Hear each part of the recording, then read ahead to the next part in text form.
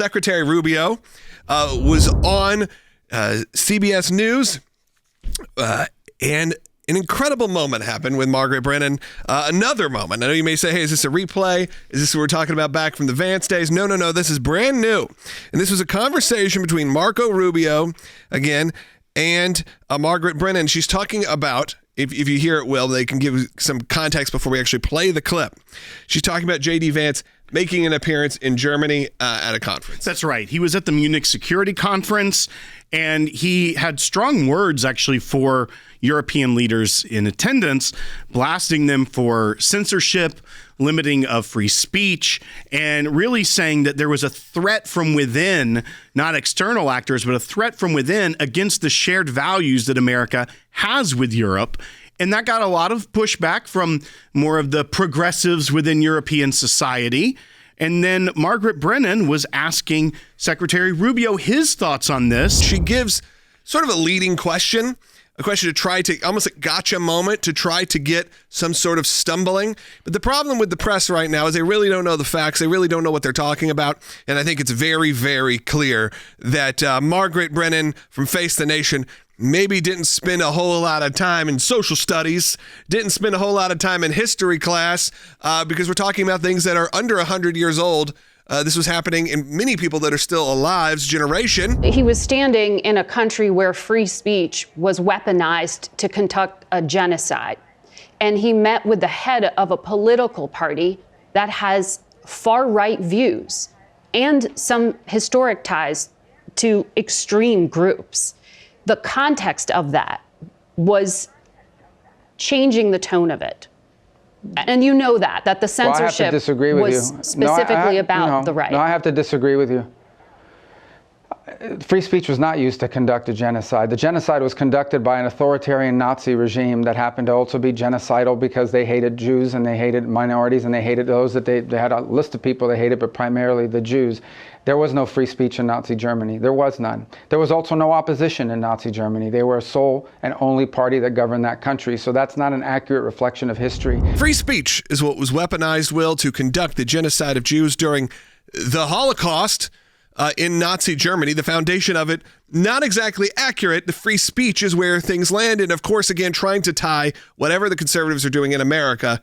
I feel like the Nazi term had finally calmed down. But you also start to think, why is someone who enjoys the freedom of the press under our Constitution going after the freedom of speech that's in the very same amendment under the Bill of Rights that protects her job, allegedly? When you start looking at this, it doesn't make sense. He was able to call out Face the Nation because that's the kind of administration we have right now, this kind of strong leadership we have right now, that's not willing to take anything given from the mainstream media, make you admit to something you don't feel comfortable with or something that's blatantly false. Of course, we all know the history of Nazi Germany, where it came from, how it started.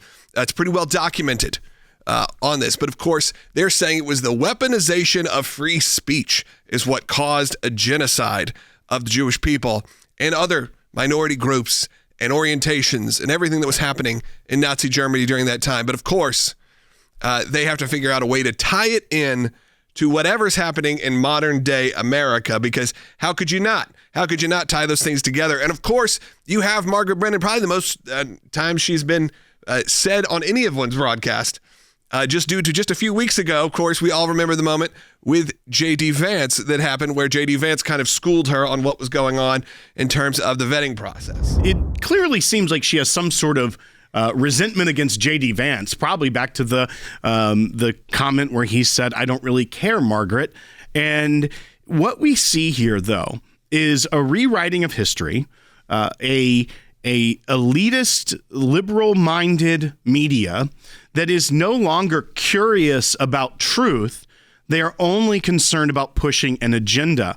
And that's where it gets very dangerous, in my opinion, because under the First Amendment, Congress shall make no law abridging the freedom of speech or of the press.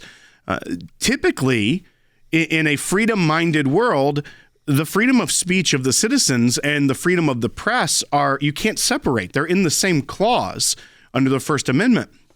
However, our media, the mainstream media, the corporate media, is not acting like a free press. They are only parroting narratives that make progressives in this country happy. And so when it gets to things like a narrative about Nazism that they've come up with ever since the election, they're not going to let that go. So it should seem counterproductive for her to try to make claims like free speech gave rise to the Holocaust, when in reality, that she should be saying we need more speech to counteract hateful, dangerous speech, as those of us that are freedom-loving and First Amendment-loving Americans and organizations like the ACLJ that fight to protect the freedom of speech in the First Amendment. That's what we believe, but clearly not the media. The threat that I worry the most about vis-a-vis Europe is not Russia, it's not China, it's not any other external actor. And what I worry about is the threat from within, the retreat of Europe from some of its most fundamental values shared with the United States of America. It's not as though CBS News was ever a right-wing news organization. Even when I was there, CBS News leaned left. And I would say lean profoundly left. But what's happened since then, I know that they really, like many places in corporate America, they imported what's a DEI mentality. And a colleague of mine who was also at CBS at the time I was there has written about this, because he was there after I left, that things went from bad to much, much worse. And on this specific issue, let me be very clear. It's not only that it wasn't free speech, it was worse than that. What Brennan's really showing is the danger of a media that aligns too closely to a political agenda, because that's what we really had in Hitler's Germany. What you had was a media that was not free at all. It was a media that just was lockstep and under the thumb of a totalitarian regime. And they used the media to demonize different peoples, including the Jews, to the point where it became acceptable to exterminate those people. And so it's not free speech. It is a media that is used by a totalitarian regime. And unfortunately, Margaret Brennan gets it exactly reversed, and it's very unfortunate. And I'm actually ashamed for CBS News. And I'm not sure if there's been a sufficient response from CBS News directly for this statement. It goes against everything that any journalism organization should stand for in the United States of America. I think that's why it's also important that there is alternative media options like what we do here at the ACLJ. It's what we do on the Sekulow broadcast, because we can get worldwide with our shows. We can go anywhere in the world if you have an internet connection, as long as the government allows it in the area, which, most areas they do.